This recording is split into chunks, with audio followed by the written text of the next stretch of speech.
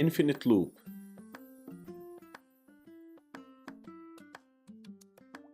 Infinite loop.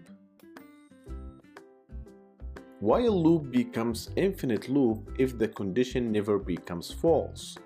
So you have to be careful with that because the loop will loop infinite and never stops.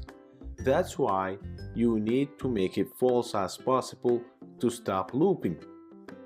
Let's see how. Now go to brackets. I will show you how the infinite loop works.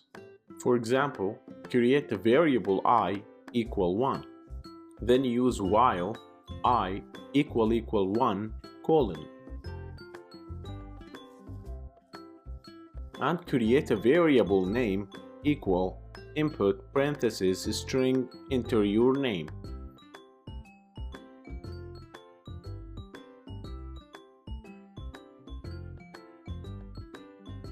Then print string your name is plus name.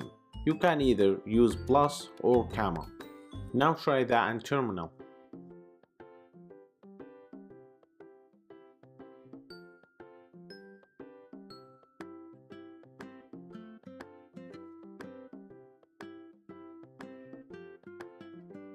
Now I will put multiple names to show you.